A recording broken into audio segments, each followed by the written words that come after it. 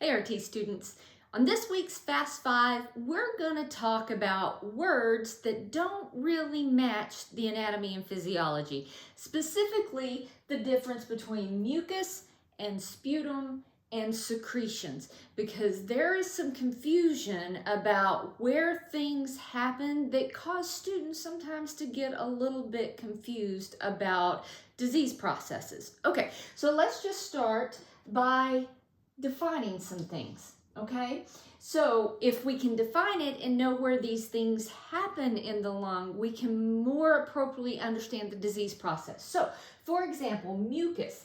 Mucus is produced by goblet cells and submucosal glands in the airway.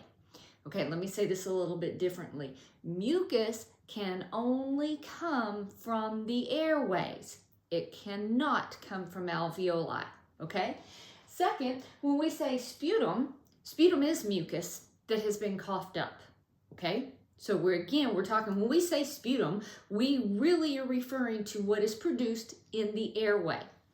All right, now secretions. Secretions is an umbrella that means any type of fluid in the lung. Fluid meaning mucus, meaning fluid from pulmonary edema, anything that's wet and moves within the alveoli and airway, we can call them secretions, but it's an umbrella term. And then you have this term phlegm.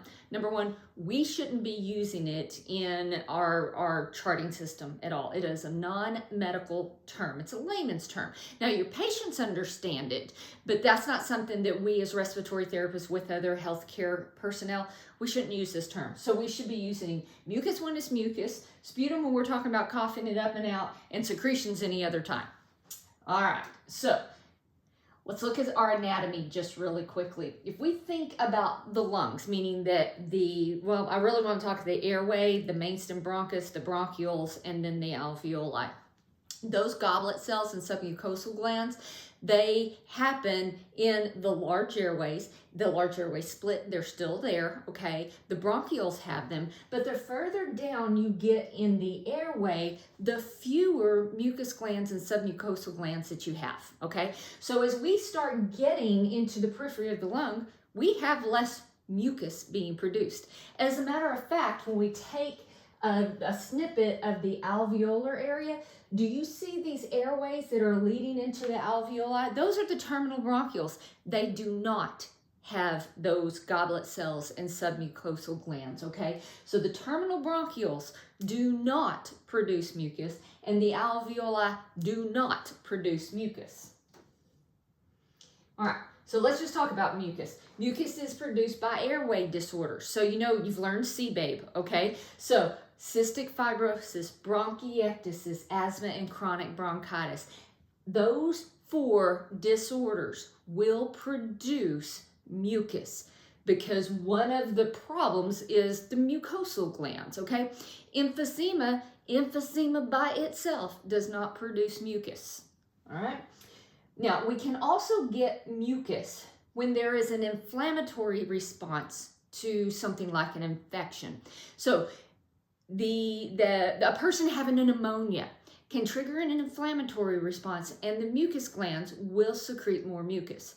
But the pneumonia itself that is in the alveoli doesn't secrete mucus. All right? Mucus is not produced by the terminal bronchioles in the alveoli. So now, if the alveoli can't produce mucus, then where's all that other gunk coming from? Okay? We're going to call them secretions. Okay, so yeah, pneumonia has secretions that are predominantly yellow. Okay, I know they can be other colors. They can be green, they can be green and foul smelling, but let's just go with your classic pneumonia and you have yellow secretions.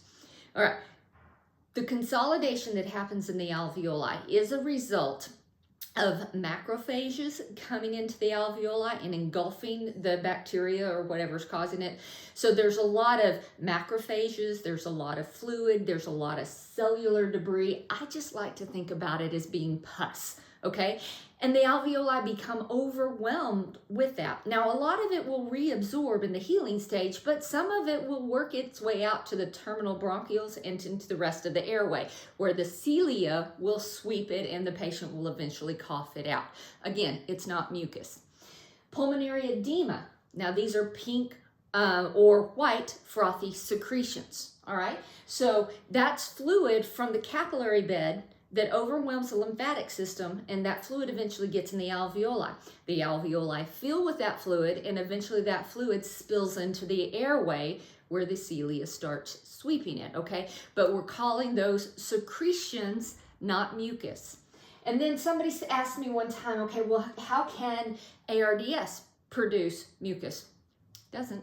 It doesn't. When we're talking about ARDS, now if it's come from an inflammatory response with an infection, we may have a higher production of mucus, but in the initial phases of ARDS, we have non-cardiogenic pulmonary edema. So there may be fluid that works its way up into the airway, but overall, ARDS is not causing mucus to be manufactured, okay? That happens in the alveolar region. So, hope this helps kind of clarify those things. See you soon.